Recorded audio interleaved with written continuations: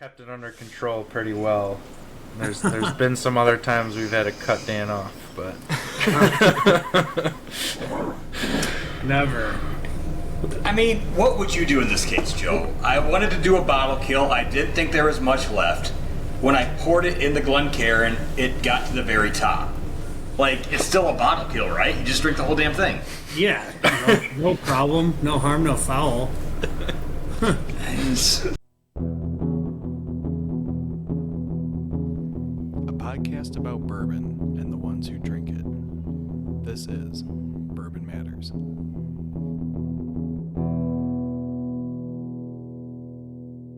Welcome to Bourbon Matters. I'm Jake. I'm Dan. and I am Gold Eagle Jake, and we are here with a very special guest, Mr. Joe Henry of J. Henry and Sons Distilling.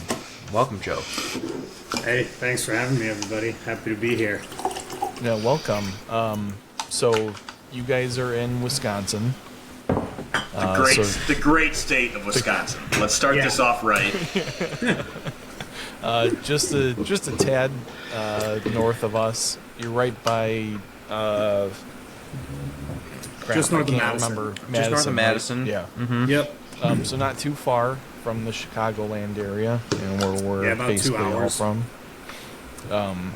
So tell us a little bit about yourself and the distillery and like what you guys are all about. And even if you want Yeah. to back up further and start with the farm. Yeah, for sure. Yeah. So we had kind of an unconventional way getting into the whiskey industry, going back to the roots, which is agriculture. Distilling really started as value-added ag back in when distilleries first started, however many hundreds of years ago, because it was a way to turn your excess crops into a shelf-stable product that also added value. So we're just kind of going back to the roots. We're a third-generation family farm. We primarily raise hybrid seed corn. So essentially what that is we are talking to different farmers, primarily throughout the Midwest, because we want people in the same kind of latitudinal line, same climate area. And we're going to talk to these different farmers, figure out what they're growing their corn for. Is it feed for cattle? Is it for dairy milk cattle? Is it for goats? Is it for pigs? All these different animals have kind of different nutritional things that they prefer. If you want a pig to get fat, you're going to have a different feed mixture than if you want a cow to produce a lot of milk. So we try and factor all of those things into what seed we're growing genetically for a specific farmer, and then we're also really factoring in their soil type, their climate, how many days of a growing season they have. Up here in Wisconsin, we're probably 80 to 100 days, and we're really pushing 100 days, whereas down in like Nebraska or southern Iowa, they might get up to 120. So all that stuff, all these different factors are going to determine what genetic combination of traits are going to yield kind of the best crop for a specific farmer based off of their specific land. So we'll go through, we'll talk to these people, kind of come up with a proprietary proposed hybrid, and all these genetic traits that have been kind of created throughout the ag industry with GMOs and stuff like that.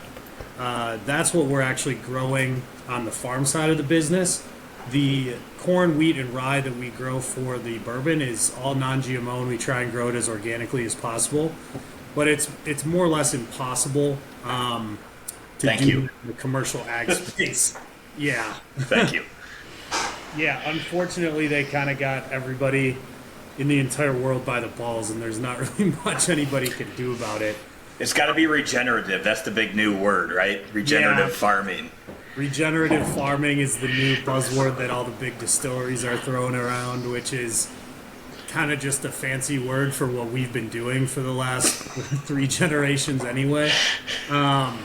So we really try and like make the best possible corn for these farmers, and the way we do that is by growing two different hybrids in a field. So we have one male row, and then you surround it by 4 female plants.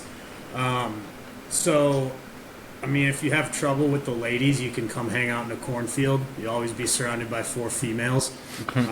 That's one of my dad jokes for the evening.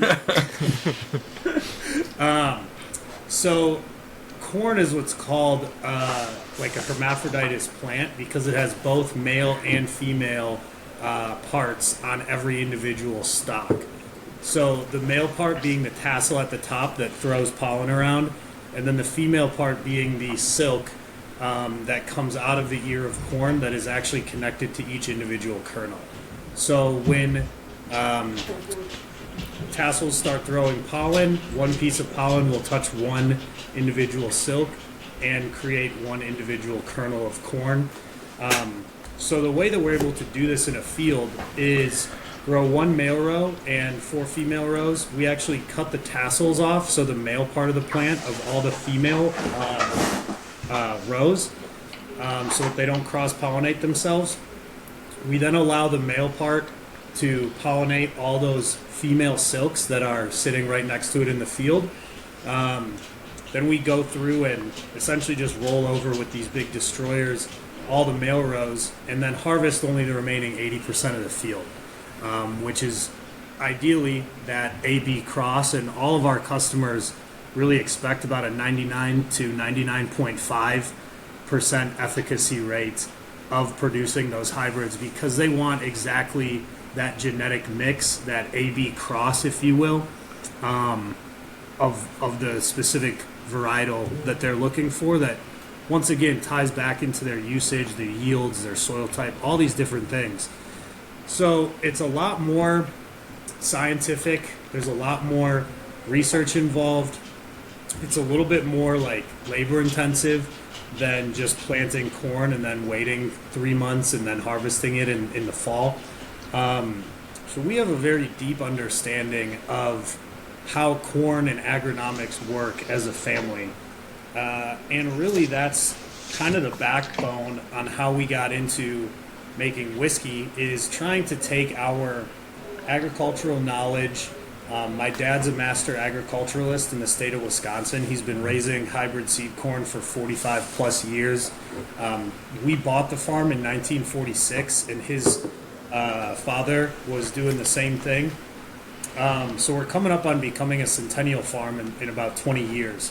So that's a pretty cool feat. And that's, like I said, that's sort of how we got into making bourbon, because we really wanted to use the highest quality grains specifically for producing the highest quality bourbon possible. So a concept I really like to talk about as we're getting into this is sort of that idea of terroir, like from the land, that French term that essentially means a food product, a grain, a grape. Specifically, they refer to this a lot in the wine industry, where a grape that is genetically the exact same will produce different flavors based off of its environment. So a Malbec grape that's grown in the south of France is going to taste wildly different than that exact same genetic grape that's grown in high altitude in the Andes mountain region. Just because of the environment of which it's grown, it's going to have two wildly different products from the same genetic backbone. So understanding this and all of the background that we have as a family with hybridizing seed corn, we wanted to produce something that was truly unique and truly exceptional. So now we go back to the unique red heirloom corn that we raise. It's called W335A. It's not a sexy name. I mean, there's nothing really super sexy about seed corn varietals. You in Illinois, you get all the fun cannabis names, like, I don't know, whatever, red. I wouldn't know any of them, never. Bloody Butcher, Blue Popcorn. No, that's not what he's talking about. That's not what he's talking about. He's talking about that good Kush. Yeah. Well, yes, Red but- heirloom Kush popping like popcorn or something. Pineapple Express. Exactly. Ooh.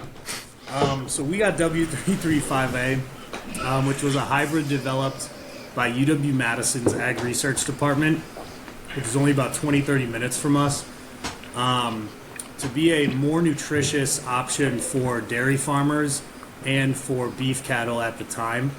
And my grandfather actually raised this hybrid, sold it to the university as like a production, sold it to local area farmers for those purposes. And we raised that specific varietal right up until about the mid-70s when all this GMO technology really kind of came in and pushed these heirloom varietals out of commercial production simply because they really don't yield as well. So this specific hybrid would have gone completely extinct at around the mid-70s, late 70s, early 80s. But because it was a proprietary hybrid, the genetics were owned by the research arm of the University of Wisconsin. They actually hold a seed sample in a library in the basement of the ag department, which is kind of crazy, that has all the thousands of different proprietary varietals that they've produced over the years, just sitting in a temperature and humidity controlled library environment, essentially. So the students can go back and reference, what did corn look like 50 years ago? And I can tell you we've made some drastic changes, improvements, modifications, all these things because land is a finite resource and we just keep on making more people. So we got to find a way to feed everybody.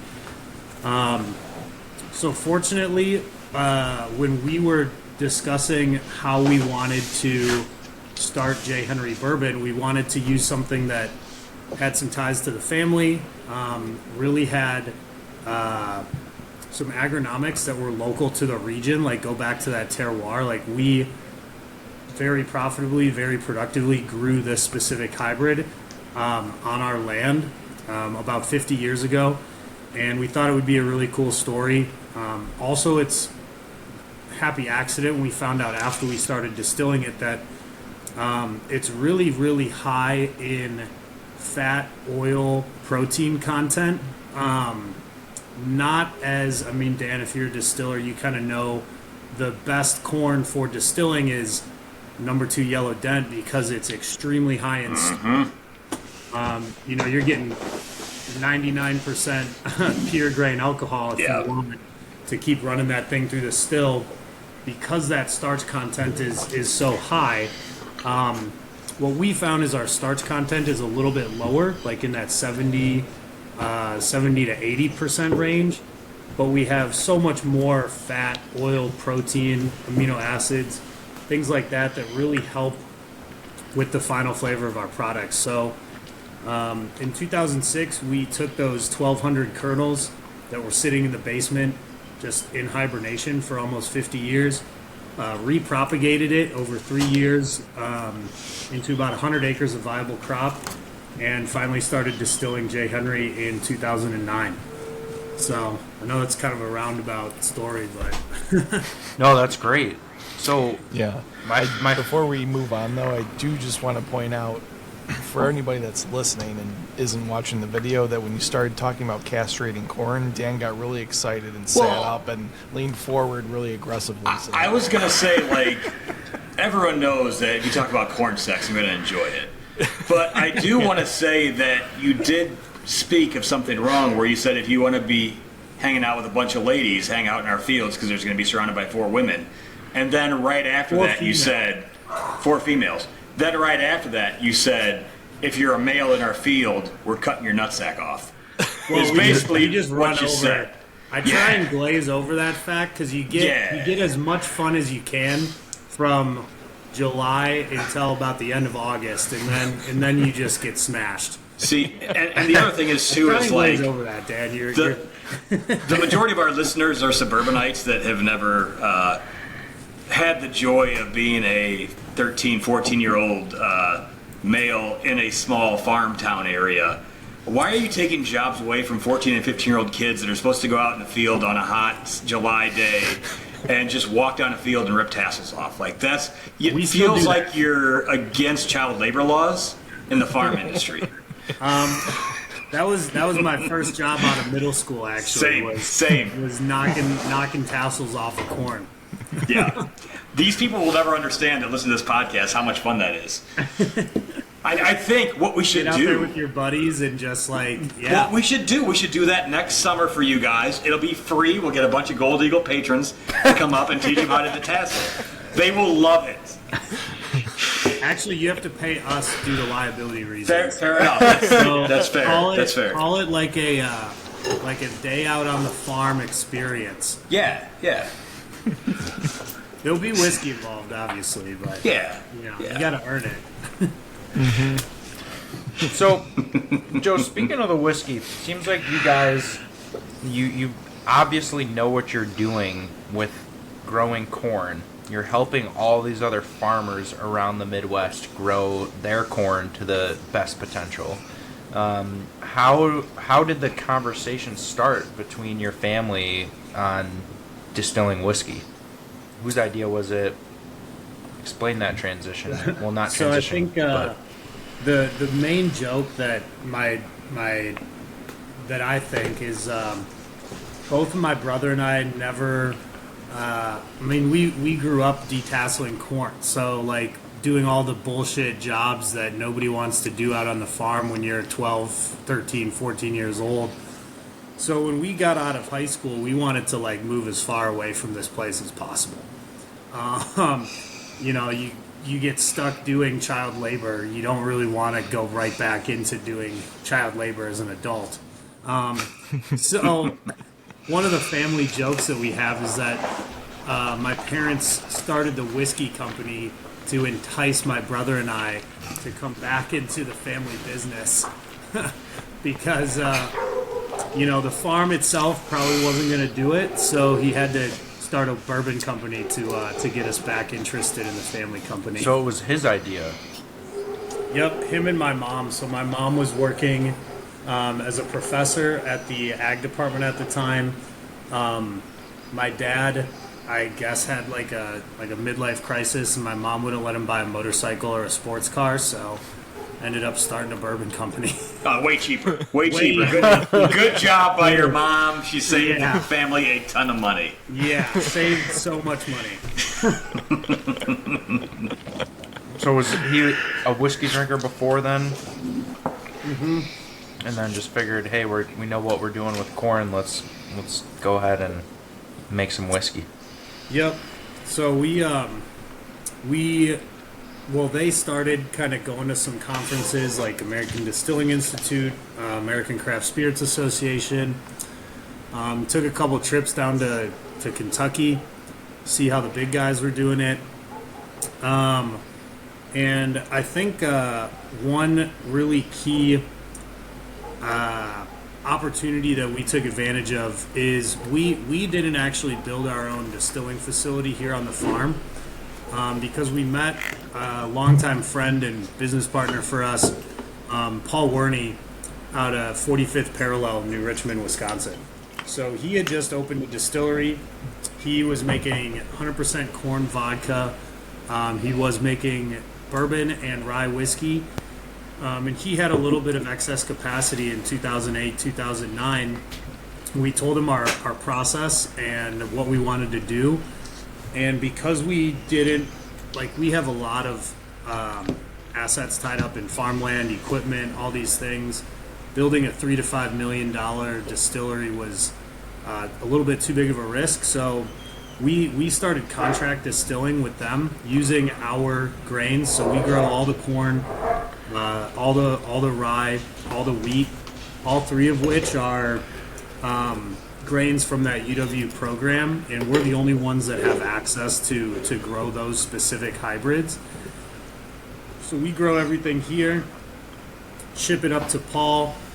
He ferments, distills, fills barrels, and then we age everything and bottle everything here on site. I guess big next question, and some people that listen are probably aware, some people aren't. How did you guys end up getting involved with Nancy Freely? So that's another just kind of fortunate meeting at one of these conferences. So when we had so we started working with Paul. We had the mash bill kind of locked in. We kept on going to these conferences. I think we had about 2 or 3 year old bourbon, and we took one of Nancy's classes at American Distilling Institute. So she teaches a class called Nosing for Faults. That is a highly recommended course for anybody more on the production side of the industry, because it really teaches you things to look out for. So faults, issues in fermentation, issues in distillation. If you distill or ferment something with like moldy grain, she teaches you how to pick that stuff out. She analyzes like saponification, which is if you add water to whiskey too fast, it kind of creates like a soapy substance, and it's really unfavorable for, like, you don't really want to taste it. It's not great. Picking up like faulty barrel notes, like bad oak flavors. So it's kind of like a crash course to learn how to be more efficient in quality control, essentially. So we took that class, and then after the class, we kind of told her, hey, this is what we're doing. We're in Wisconsin. We're farmers. We're new to this whole thing. We heard you're taking on new clients, and that's sort of how it works. So we started just shipping samples of whiskey to her out in California, getting all these notes and bills back. And my mom was like, why are you sending this money and our whiskey to this woman in California that I've never met before? And so eventually she came out to the farm in about 2012, so a couple years before we even launched, and just kind of fell in love with the story, the property, everything that we were doing, the vision. I got to meet her at that time, and we just became really fast friends, and now that's 12 years ago. So she kind of took our family under her wing. Me specifically, she saw a lot of promise in, and after about 11 and a half year apprenticeship, if you will, she finally promoted me to be master blender for J. Henry about a year and a half ago. Nice. Yeah, I remember reading that That's article. awesome. Yeah, it's pretty exciting. I still call her all the time. It's one of those things where, like, you're never ready, but if your mentor says you're ready, I guess you can, like, it still won't hit for another, like, 5 years for me. Yeah. What do you think the biggest challenge was from then until now? Like, was there ever a point where you just felt like, man, this might not work? So the first really big hurdle that we had was when we started this, we didn't want to produce anything younger than a 5-year bourbon. So you think it took 3 years for us just to repropagate enough corn to actually start distilling in 2009. So December of 2009 was when our first barrels went into the first rick house that we have. Then you're thinking 5 years of consistently putting like 80, 100, 200 barrels down without any cash flow, without any, we had Nancy kind of backing us up. We were tasting it. We had the idea, the quality, everything was dialed in. But, by the time we launched our first product, we had already been invested about 10 years into this business. And it was a little daunting, more so for my parents, obviously. I was still in high school and college, so it wasn't really like front of mind for me or my brother. But that was definitely the biggest hurdle initially to overcome. Not even have a product in market for almost 10 years. But then we launched really well. People in the Madison and Wisconsin area were it was funny. We didn't even know the 3-tier system existed when we tried to launch. So my dad ends up calling the liquor store like down the street from our farm, and essentially was saying, "Hey, I got this 5-year-old bourbon that I've been keeping in my barn for the last 5 years. Like, can I bring some over for you to try, and can you sell it out of your store?" And so he's like, "Yeah, sure, come on over. I'll taste this stuff. Like, who's this crazy farmer?" And so he tasted it, and he's like, "Yeah, I'll bring it on. This sounds like a cool story. I think you're priced appropriately. Who's your distributor?" My dad's like, "What are you talking about? Like, I got it right here in my truck. Like, can you just take it?" And he's like, "No, what the hell's wrong with you? You can't just do that." So he introduced us to Frank Liquor out of Madison. And so my dad calls Frank Liquor up, somehow gets like the VP of sales on the line, tells him our whole story, and then they all thought it was a joke. Some guy making moonshine in his barn. Yeah. And they're like, "Wait, so there's this dude out in Dane, which is 20 minutes, Podunk, central Wisconsin. He's just out here. He's been making bourbon for 5 years. He hasn't told anybody. He doesn't even know we need a distributorship." And this was in 2014, 2015, so kind of like right when it was starting to take off. Right when the craft whiskey industry was starting to get like super poppin'. And then they all come out here.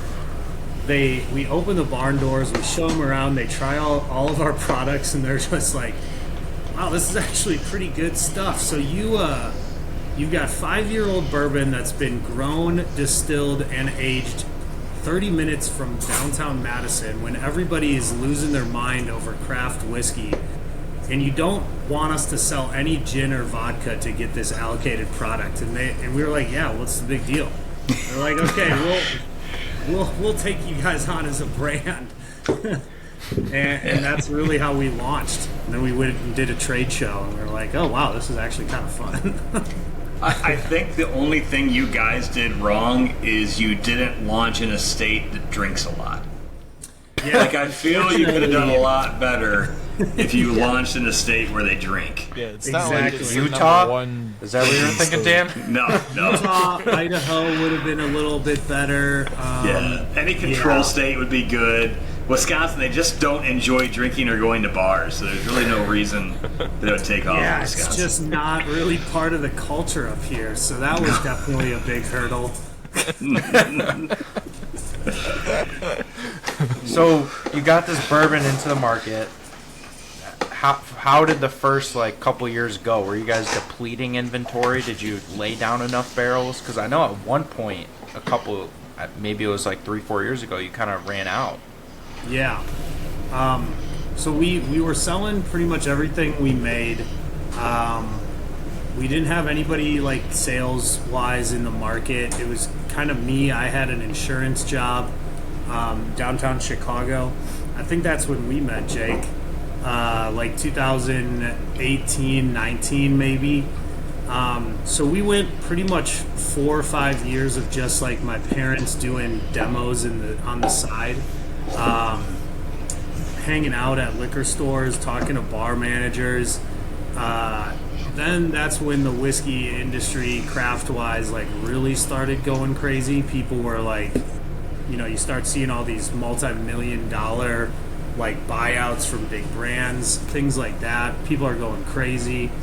So I saw that we had something really special. So I quit my healthcare insurance job, fortunately, in 2018-19. Started as our first sales rep, and by 2020, essentially sold all the product that we had. And then we were on allocation for the next 3 or 4 years. Just because this whole thing started out as sort of a hobby retirement project for my parents, and now it's it's really quite a viable business. That hopefully we're still making a product that everybody enjoys. I mean, I really enjoy doing this. My whole family is totally vested in it. So this is really the first year, 2024, in the entirety of our history as a small company that we've been trying to like expand market and hire a sales team and really get out there and kind of spread the word a little bit. Up until then, it was just kind of like, yeah, we'll put you on a waiting list. I mean, you and I have been talking about doing this barrel, Jake, for what, like 8 years now? I think since when we first met, it was like, this would be cool to do a barrel pick. And I was like, we don't really have any. yeah. And yeah, stuff definitely dried up for a little bit. And I don't want to say, we forgot about you, but it was like a year or two where there was really no product. And people were asking for it, but we couldn't get it. You guys didn't have it. So, yeah. But the best problem to have in this industry. Way better than the alternative, yeah. Right? Mm-hmm. Where you're making a bunch of stuff and nobody wants it. So, like, we took that as, okay, let's reinvest a little bit more into this business. Let's grow. Jake, you saw the new rick house that we built. Yeah, it's so gorgeous. We've got, it's like a Kentucky style rick house. There's a couple custom design elements that we put into place with kind of Nancy and Mai's recommendation. But if like we cram everything in, we went from making like 80 to 100 barrels a year to now we're like 1,000 to 1,200 to 1,500 if we really wanted to push it. We've got probably 7,000 barrels aging on site right now, and people just the sales keep growing. I think we're positioned in a really unique place because the craft industry, and you guys talk to a lot of distillers and people in the industry. People are really kind of struggling right now, and people are worried about everything in the spirits industry, not just craft whiskey, American craft whiskey, but Scotch is really struggling. Champagne has had like the worst year in 100 years that they've ever had. Cognac is down. Tequila and bourbon are really the only ones that are still strong. And we're just, we've never bought product from MGP. Not that there's anything wrong with it. We've wanted everything to come from our farm and have this kind of authentic, wholesome value of how we built this brand. And so, yeah, it took a little bit longer than some of those that you see skyrocket, but now you don't really hear of them anymore. We're a third generation farm, and hopefully we can turn this into a third, fourth generation whiskey company. How is your distilling volume increased or decreased in the last couple of years, and what do you expect to do in the future? Well, we never really want to run out again. It's a balancing act, though. We put away as much as we possibly can, as much as we can afford. And the good and bad thing about the whiskey industry is you don't really need to worry about it for 5 years. So we're laying down as much as we can, and obviously we understand kind of the macroeconomics of what's going on in the world and within the industry. But we don't have to sell that stuff for 5 years, so let's figure it out along the way. It's kind of a wild ride. Yeah, I mean, I do think you guys are also in a unique position being in Wisconsin, and as Dan mentioned earlier, people in Wisconsin do like to drink. Oh, they do? And they definitely like to drink local. Yeah. So I know, like, everywhere you go up in Wisconsin, J. Henry is like the peak. It's the best thing that you can order off a bar in most bars. I've never heard about anyone in Wisconsin drinking anything locally, be it beer, wine, whiskey. And now you guys all understand Dan's personality. Yeah, it's really exciting to see kind of the support from the community. I mean, like our distributors still tell that story to new customers. They're like, look at this Joe guy. He was just 10 years ago. He's just had whiskey in a barn. It's like crazy. And yeah, it's just really cool to see that kind of support and to make something that people are, I'm obviously very passionate about, but to see the passion from people that support the brand and that enjoy drinking it is literally like the coolest feeling, and something I never experienced when I was selling corporate health benefits. And so, Joe, you mentioned earlier you figured out your mash bill before you started distilling. To kind of jump back a little bit, Yeah. How did you figure out your mash bill, and what is the mash bill? So we did a lot of experimentation. So you just got to go out and try a lot of whiskey.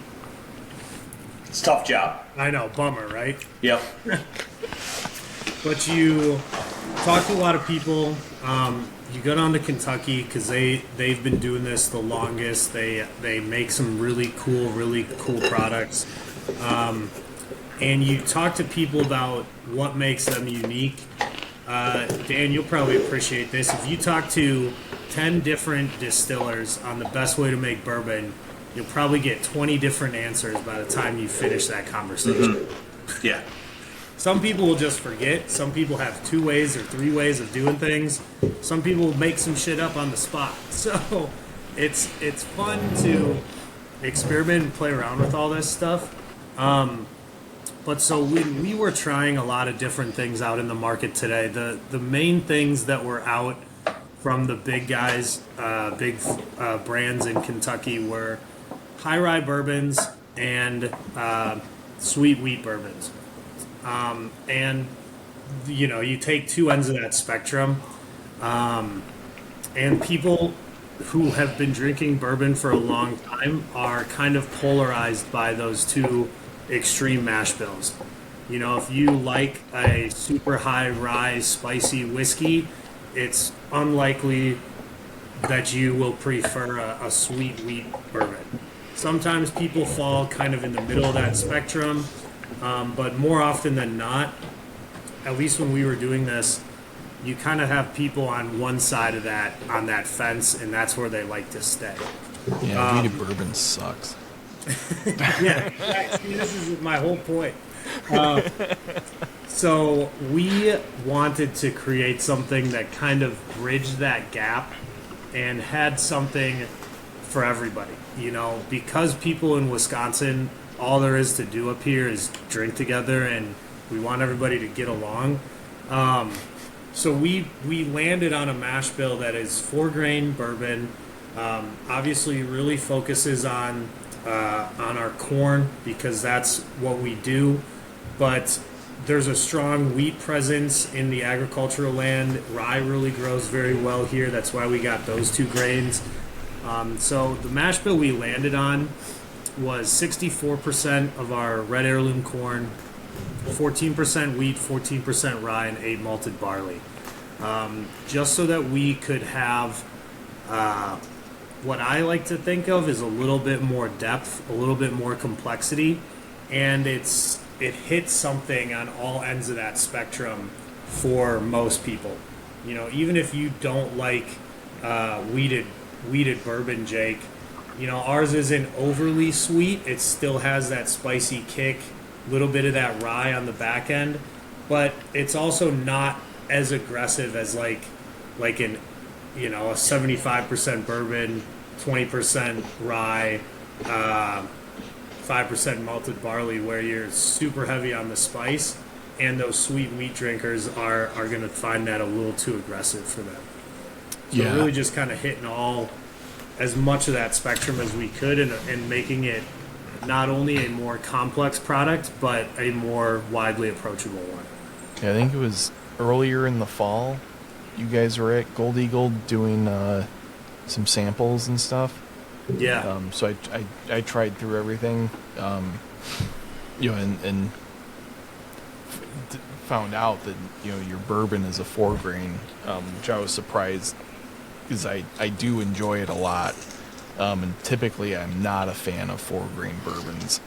But you guys, whatever is unique about yours really like sets that balance really well. Or I feel like a lot of 4-grain bourbons are just kind of like Some of them are messy. chaotic, or Yeah, There's it's just a like little too much more- going on.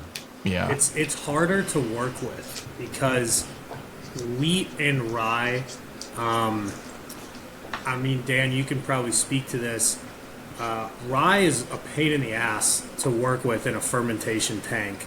Like, no matter what you do, no matter how small of an amount you work with, you really got to kind of know what you're doing.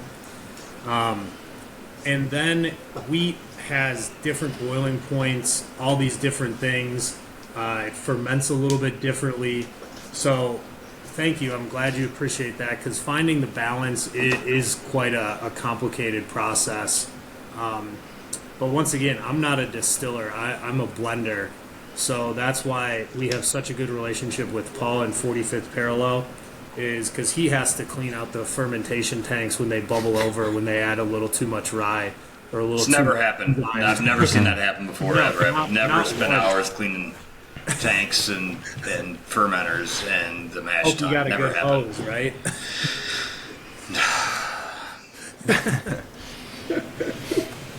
And doesn't that make you want to get back into the production floor?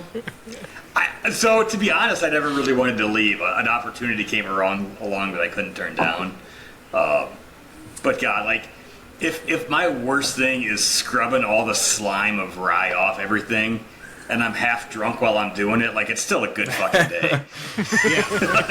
You're just like, ah, shit, this is what I get paid to do. It's So like, how it works. this sucks. I better have some more whiskey to make it more enjoyable. Yeah. It's, it is what it is at a certain point. It's, it's fun, but yeah, rye has its downfall, which is another reason I don't like it that much, but I just hate cleaning things over and over again. Dan. Yeah, for the same shit. It's like everything you do, it happens, and there's nothing you can do about it. But once you get over the technical kind of like how it actually works in the still, I've found it's really kind of a flavorful grain, and like wheat to me, like a pure wheat whiskey, is just very unidimensional. It's not got a lot of like character outside of that. Okay, you got sweet corn and sweet wheat, and it's just like, all right, it's like good, it's caramely, it's sugary, it's sweet, it's gentle, but there's not a lot of backbone behind it. And you drink like a 95.5 rye or a super high rye bourbon, and it's got that same thing. It's like, okay, this is a spice bomb, this just hits hard, it's not really going to be appealing to a lot of people. So balance is really something that Nancy taught me a lot about, because she comes from a cognac background. And when you're drinking really high-end cognacs, it's all about elegance, sophistication, nuance, balance. That's the whole name of the game over in France. Yeah. So I do want to dive into each of the whiskeys, but maybe before that we can talk about, since you brought up Nancy and the cognac method. Yeah. Tell us about these barrels that you have that are like 20 proof or 30 proof. Yeah, so that's kind of a unique process where, so the core product that we have is small batch bourbon. That's a blend of 20 different barrels, blended together for consistency and to make a more complex product than each barrel is on its own. Then we have single barrel cask strength, which is the Gold Eagle pick. I know we picked one of the better ones that we had. Maybe we should talk about it real quick because I got a little left and I want to finish it. Yeah, let's talk about that because it kind of leads. It's a good segue into how I describe that Petito. So you did swing by the store one day with a couple samples, and we were for sure wowed by this one that we ended up going back to and picking. I remember telling you, all right, this is really good, but we're only 2 hours away. I want to come taste some more. I can't just settle on this one sample. That was also like the first time I've seen you since before COVID. Yeah, I didn't want to call you out, but Yeah. I was like, yeah. dude, I found this super cool barrel. I haven't seen you in 3 years because of the global pandemic. Like, do you like it?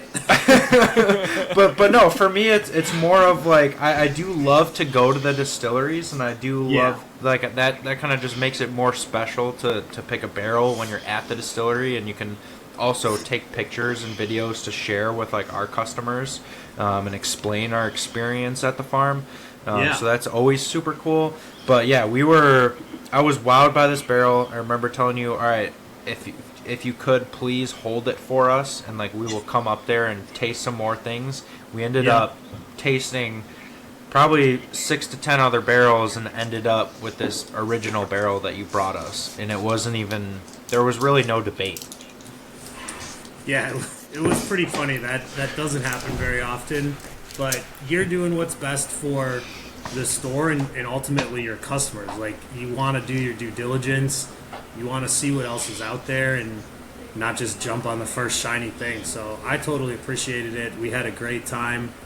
We picked one of the better ones that I've come across. That's kind of why I wanted you to try it, is like, hey, I know we haven't talked in a while. We're still doing some cool stuff. We just haven't been able to sell anything outside of the state of Wisconsin. So I'm really glad that we were able to do that and reconnect, because those single barrels are, while they're super fun from a distiller blender production perspective, it's literally like the easiest part of my job. Like, we don't find too many of them. I think over total, it's about 5 to 10% of our total production in our eyes qualify for Patent Road, which is our single barrel line. And a lot of people think like, well, what do you do to them? How do you find these? Do you like put them in a special area of the rick house? And for us, it's just, you rip through 100 barrels in a day sampling, and you might get 3 or 4 or 5 of them. Like, we're not trying to force anything into that product category. If we don't find any, we don't find anything. It's really purely like, this is totally about quality for us, and we don't cut any corners with that single barrel program. So when they do pop out and I do find really special casks, it's just like, bang, Jake is gonna love this one. I love this one. Yeah. It is really good. I mean, Dan, I'm gonna pour you some when you come to the store on Saturday, and I'll send you home with a little sample. But to me, it is just straight maple syrup and pancakes in a glass. Yeah, it's money, and it's what, like a little over 120. Yeah, it's like 121 proof. Yeah, I would never guess that high proof. I probably would say like 110. But just super even flavorful. And I thought this, and I've had so many people say, well, this is finished in a maple barrel, isn't it? And it's like, nope, this is just a straight bourbon. Just really cool product. So I'm glad we got that one. But that kind of segues nicely into that little water that I'm talking about. So after we came out with Patent Road, because Nancy has such a direct tie to the cognac region, she was trained by an 11th generation cognac distiller, Hubert Robin, that just sold Germain Robin brandy from Southern California. I think to Pernod Ricard for, tons and tons of money. But she learned very traditional French blending methods, and in turn I've picked up some of those traditional French blending methods. So for our Bellefontaine and our La Flamme, which are cognac and Armagnac finished bourbons respectively, we wanted to incorporate some of these really traditional, very complicated, kind of just like super high level blending techniques that I'm not sure if any other people in the American whiskey industry are even aware of some of this stuff because it's kind of just this ancient technique. So This is why I wanted you With- to talk about it, because I've never seen any other American distillery do this. yeah, it's truly a unique process, and I really enjoy talking about it. I think it's what sets some of these French finished products really apart. So when we're making our small batch bourbon, our flagship product, we proof that down to 92 proof. So we blend 20 barrels together, and then we add reverse osmosis water to get it to a consistent proof and flavor profile, so that every one of those bottles is going to be the same J. Henry small batch that you know and expect. The unfortunate side effect, it's kind of just, it has to happen though, is when you add water to anything, you're diluting it. So you're diluting the concentration of flavor, you're diluting the concentration of alcohol. Ultimately, that's kind of what we want, because not every whiskey drinker really loves cask strength whiskey like we probably all do. So what the French have kind of figured out after 1,000 years of making cognac is they've found this method called slow water proofing, or slow water reduction, where you can accomplish your consistency of flavor, you can get to your consistency of proof, you can accomplish all those things that proofing do, but instead of detracting flavor when you add water, you're actually going to use this component called Petit O to layer additional flavors into the final product through this proofing process. So what we started doing with Nancy in probably like 2014, 2015 is started making this blending component called Petit O. And that just means little water in French. So little water, this isn't a product that we sell. We just simply don't have enough of it. But what we're doing is we will pick out several barrels in a year. Typically, I like to pick stuff that's kind of on the bottom humid areas of the rickhouse, where the proof is kind of naturally going down through the maturation process. So let's say we've got a barrel, it goes in at 120 proof. Over the course of 5 or 6 years, it's now dropped to 100 to 110 proof. It's got a very light flavor to it. We'll blend several of these barrels together in a tank, add water directly to that mixture to get the alcohol content right around 30% ABV, so 60 proof. Like the ideal range is 25 to 30% alcohol, 35 maybe. So it's below the actual legal definition of whiskey. So that's why we're not like selling this stuff. We then put this mixture, this little water, essentially, it's proofed down bourbon, back into some of our used bourbon casks and continue to age this for anywhere from 3 to 4 to 5. Some of the oldest stock we still have of this Petit O is like a little over 9 years old. So then we use this Petit O product as our proofing component instead of water for our French finished products. So once we put bourbon into these finishing casks, so into a cognac barrel, into an Armagnac barrel, then instead of adding water all at once to get it to its desired proof, over the entire 8 months to a year that product is sitting in its finishing cask, we're going to take maybe a gallon or two of this Petit O and add it directly to that finishing cask. Measure the proof out 2 weeks later, add a little bit more Petit O, measure the proof a couple weeks later. So the main reason most major distillers are doing this is because it's extremely labor intensive, and you're tying up thousands of dollars of inventory into something that you're never really going to sell. It's just a blending component. But what this does is this Petit O has its own unique flavor and its own unique character, that is similar to the final product, but also like quite different. So it's very, very light. It's very, very fruity. I kind of think it tastes like wedding cake with like grape syrup. It's super interesting, like lemon tart, very fruity. So you're adding this, and let's say your target proof is 103. So some of our whiskeys are coming out at 120. We wanted to get to 103 for Bellefontaine. Well, when you have 0% alcohol water and 120 proof alcohol, and you're trying to meet somewhere in the middle, you're shocking the spirit kind of into submission by adding water, and that can kind of sometimes detract from the final flavor. Plus, so once again, we're just kind of, instead of this big of a gap from here to here, now the gap is a little bit tighter, and there's less, you're beating the spirit less into that final proof, if you will. The other really key factor in this is you're doing it over the course of 8 to 10, 12 months.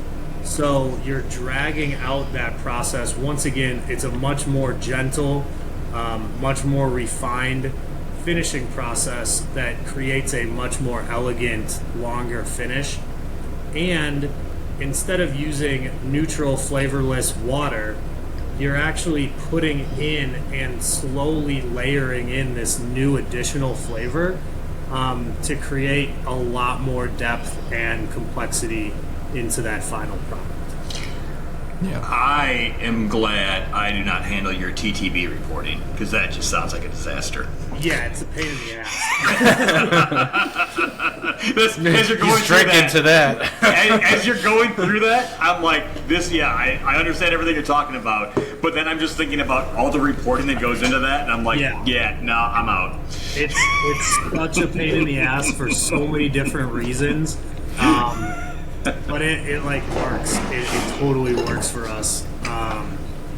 And it's one of those things that there's so many reasons not to do it, like reporting, labor.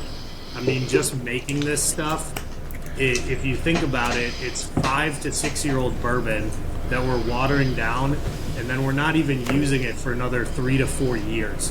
So what we're really doing is using like a 9-year-old component to proof down a 5 to 7-year-old finishing cask. So yeah, it's a complicated matrix, but yeah, luckily I don't do the reporting either. So. Jake, you gotta check me on this, but a couple of the other like Nancy brands do similar. She does share this. Like that's probably. So, I was gonna say I know a couple of other do, but I thought super uncommon, but it is extremely uncommon. But I mean, Joe, you would know more than I do. I thought that most of the other ones that do this process don't actually age the Petit Verdot in the barrels. Like they just kind of add water over the course of like 3 months. Yeah. So some of her other clients, friends, other brands that she's worked with. I'm not going to say any of them because I don't know how much they want to share. But Sure. Some of her other apprentices, proteges, what have you, are working on something similar to this. In general, they're doing just that slow water reduction where they're adding water over the course of 3 to 6 months to, instead of proofing it all down at once in a big tank, you're doing this more traditional cognac style where you're proofing down over time and trying to get to your desired proof as naturally as possible. I'll let you figure out from other brands how much they're willing to share about their Petito programs, if they have any, and all that stuff. Or try and get Nancy on the show. I'm sure she would love to hang out with you. We would love your connections to help us do that for sure. Yeah. But yeah, no, that's super interesting. We could probably do a couple episodes just talking about that. And I know we're kind of running a little short on time, so I just want to run through the other whiskeys that you guys come out with. I know La Flamme is very popular, finishing the Armagnac barrel. The Bellefontaine, finishing the Cognac barrel, is very popular. Definitely want to I don't talk know. about this rye too. Yeah, the rye that we're tasting, this Meadow single barrel rye, it was a huge hit when you brought it for the master class. Yeah. Unfortunately, we have a very hard time selling rye, and we don't need to go into that now because we've talked about it many times on this podcast. But It's Yeah. bullshit, but it's Sounds about right. I do truly think that now that maybe all the bourbon drinkers have gotten their fill of big brand bourbon, like there is a really cool influx of rye that's done very creatively that is not that same 100% rye, 95.5% rye that's extremely like heavy, spicy, peppery on the palate, very herbally. Rye has a lot more depth and character and can be truly very exciting if done correctly. So for everybody that's listening, try a couple like cool ryes and you'll be surprised. Surprised. if I'm remembering correctly. No points awarded for that. Ah, dang it. I gotta go back to the corn jokes, I guess. I like that. Corn sex. I'm all about the corn Oh sex. God, Yeah. don't know. If I'm remembering correctly, your rye was also a 4-grain, right? Yeah. Which So is that's The like corn a, and the rye only are one that I know of. reversed in the mash bill, right?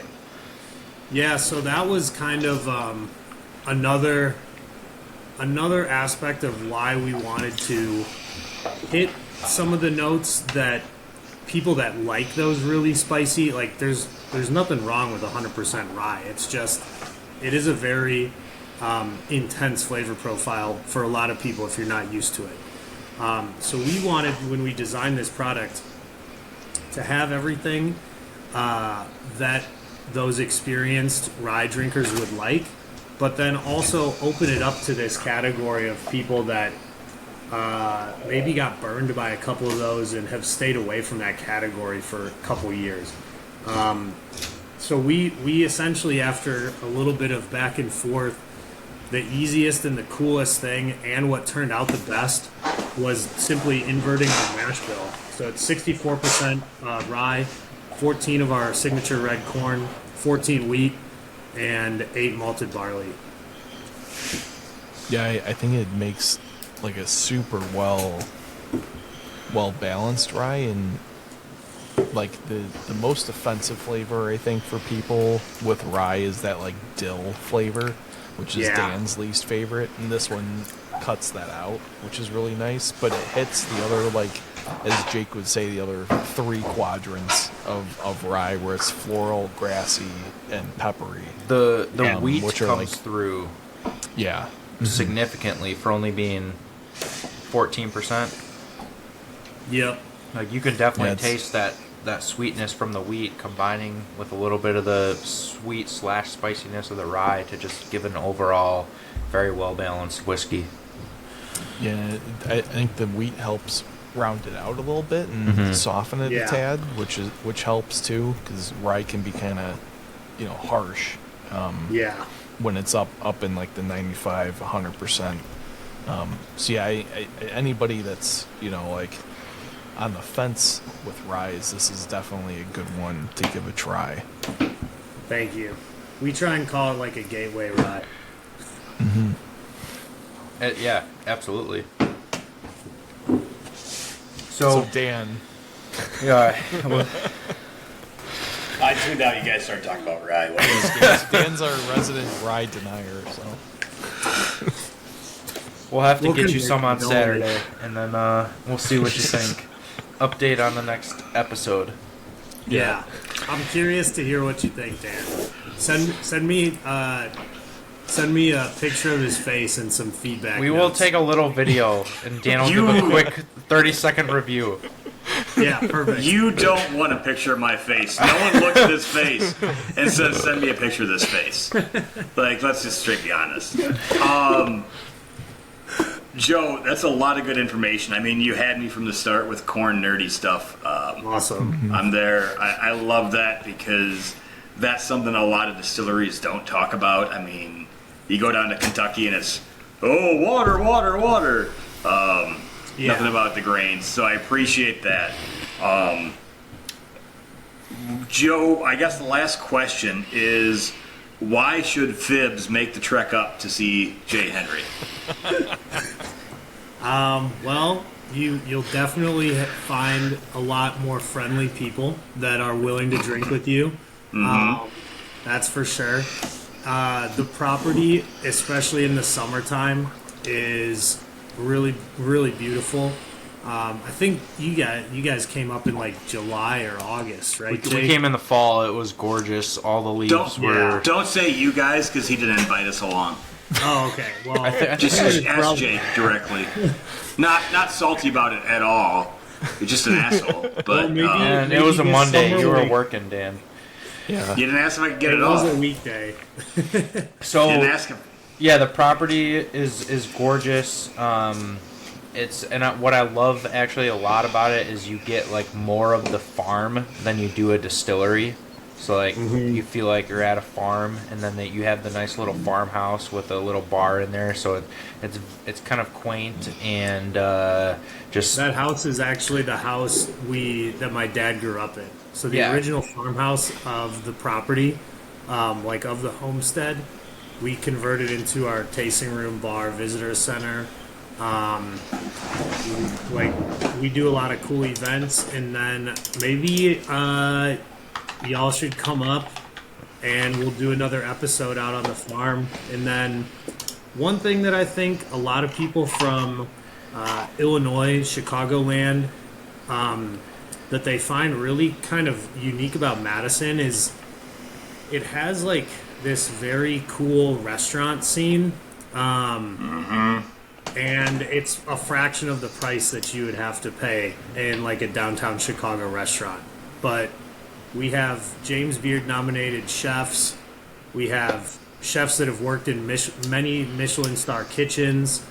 And it's all just a lot more laid back. Like you don't need to wear a suit to go to a 5-star dinner. You can just and it's literally a third of the price most of the time. However, the one downside about that is if you order an old fashioned and you're used to an Illinois old fashioned, Yeah. and you order one up there, it's not going to be the same.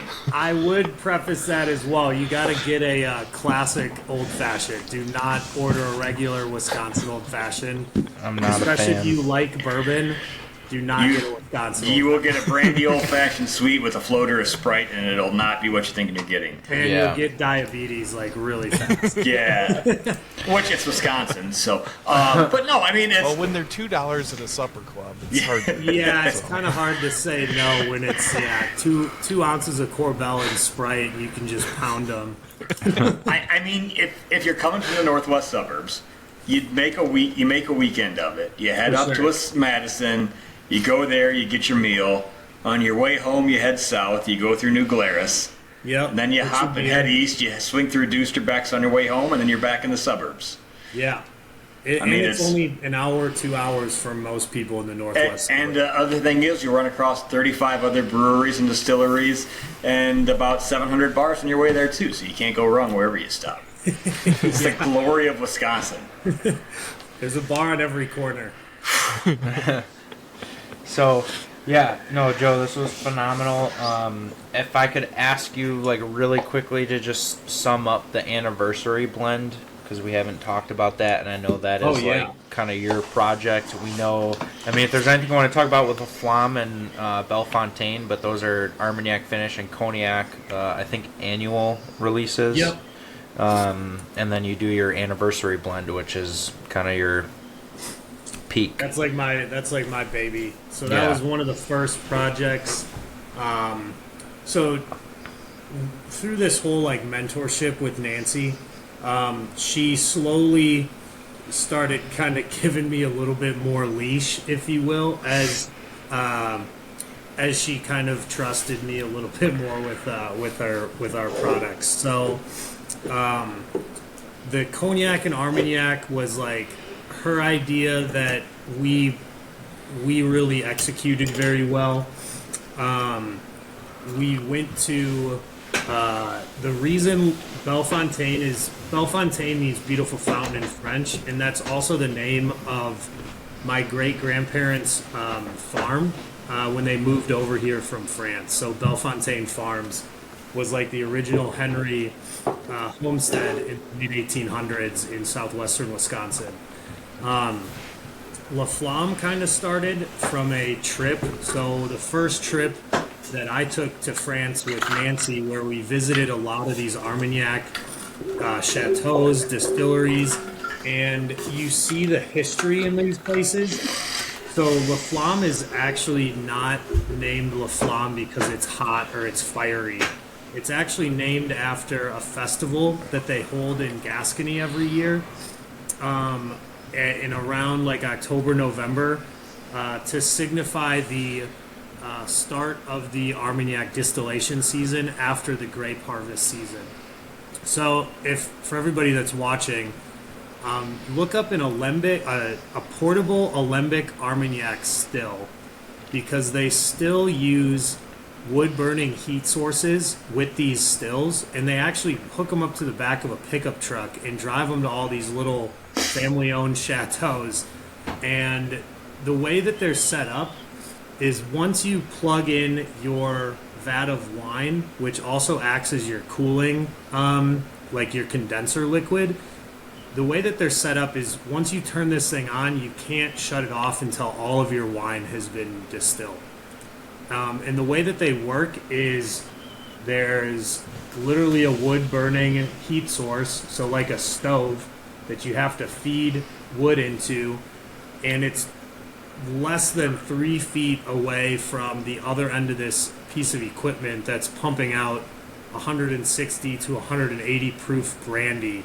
And so at this party, they actually have a big party when they start the fire on that still, and they call it La Flamme de l'Armagnac to signify, okay, we had a successful harvest season, we've made all of our wine, now we can start distillation for the next couple of months. And it's a wild time. Like, people are just pulling coffee cups of new make brandy right off of this still, like dancing on tables with accordions and stuff. So I was like, we need to make a product with this stuff because it's freaking cool. So the anniversary blend was really like the first product that it was my idea to come out with it. And Nancy, as a good mentor, was like, okay, you take the lead on this and let's see what we can come up with together. But this is going to be the first thing that you can kind of put your name first on, if you will. So it was to signify our 10th anniversary of making spirits. So from 2009 to 2019, distilling, we'd only been on the market for about 4 or 5 years. But we really wanted to create something that was a celebration for being around this long. You know, most breweries, a lot of distilleries, they don't even make it 10 years, which is very sad and very unfortunate. So we really wanted to just celebrate all of that and then create a product for all the people that helped get us here. So what we did is we picked out 6 barrels from 5 to 9 years old, because we sold everything the first year because we, like I said earlier, we needed some cash coming in. So it was only 6 barrels out of everything that kind of qualified for this, of our oldest and most unique stock. So we blended all 6 of these barrels together in March or April, let them all kind of marry in our blending tank for about a week so that we had a really solid mother blend. This is another kind of like traditional French technique, is you actually let spirits blend out together instead of bottling or shooting them off right away. They're just a lot more patient in like the Cognac and Armagnac regions of France than we are here in America. So we blended all this stuff together, put it back into those original barrels that came out of it, let those barrels kind of continue maturing and marrying and aging from April up into September, kind of like tasting them, tweaking them a little bit. And then in September, we tasted all of them again and picked 5 that we were going to use for this blend to be released on Black Friday in November. And then we actually picked our favorite barrel out of those 6 and held it back. Put it back in the rick house. So then we launched 2019 Anniversary Blend. It went really, really well. It's the day after Thanksgiving, so I was like really hungover with my little brother at my parents' house. And I wake up to my dad like shaking physically. You know, I'm like a 28 guy at this point. Like I haven't been shaken awake by my father since, you know, in 15, 20 years. And he's physically shaking me awake, and he's like, "What the hell are you doing still?" This is at like 6, not 6, but like 7 or 8 in the morning on Black Friday. We weren't selling this product until like 1 in the afternoon. And he's like, "You got to get over there right now. There's like a line of people out the door at the tasting room." And I'm like, "What are you talking about? Like, we're not starting sales until 1 p.m. He's like, "I don't know, man. There's fucking people out there. You better get your ass over there and start talking to them."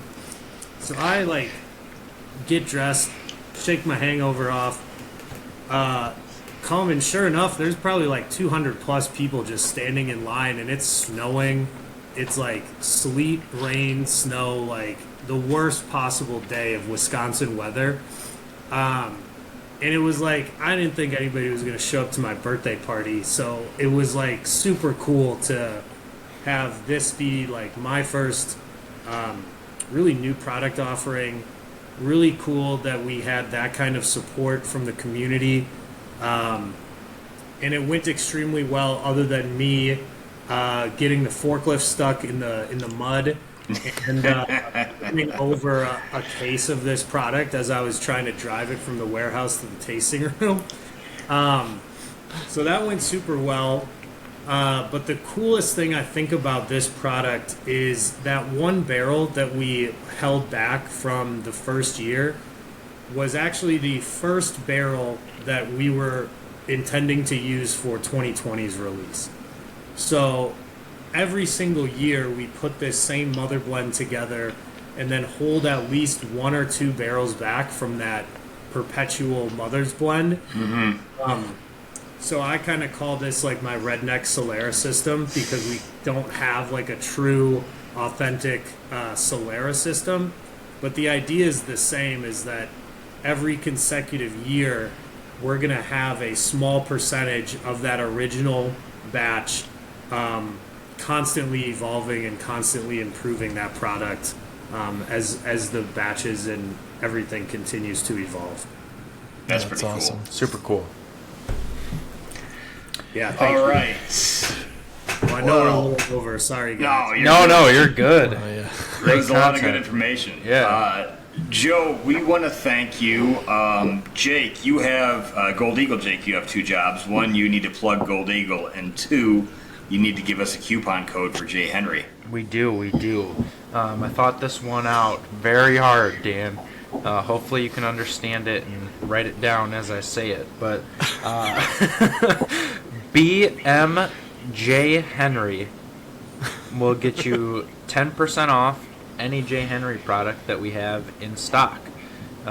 It is only valid online, and it excludes items that are already on sale. So BMJ Henry, 10% off any J. Henry product. You can shop online at goldeaglewine.com, download our app on the Apple App Store or Google Play Store. Follow us on Instagram at Gold Eagle Wine. Follow us on Facebook at Gold Eagle Spirits. Don't forget to use that BMJ Henry coupon code. And yeah, thank you, Joe. Really appreciate you hopping on here. That was some awesome content. And looking forward to seeing what our listeners think about this episode. Yeah, sweet. Happy to be here. Was an awesome time always hanging out with you, Jake, and nice to meet you, Jake and Dan, and get you guys up to Madison sometime when the weather's a little nicer, and we'll film an episode up there if you guys want. It's the same here. We'll do as it when there. it's -5. Let's go. Right? What Jake, where can people listen to us, or where can people see what an actual beard looks like compared to our 3 shitty beards? You can watch us on Spotify and YouTube. You can listen to us on Spotify, Apple, Google Podcasts, wherever you listen to podcasts. Find us on Instagram at Bourbon Matters and Facebook. Make sure you like, subscribe, share, all that fun stuff. Comment. Yeah. Comment about Curious to know what everybody Joe's thinks. Thank you. beautiful beard. Thanks. All right, Joe, we want to thank you so much, guys. We will see you next time. Cheers. Cheers.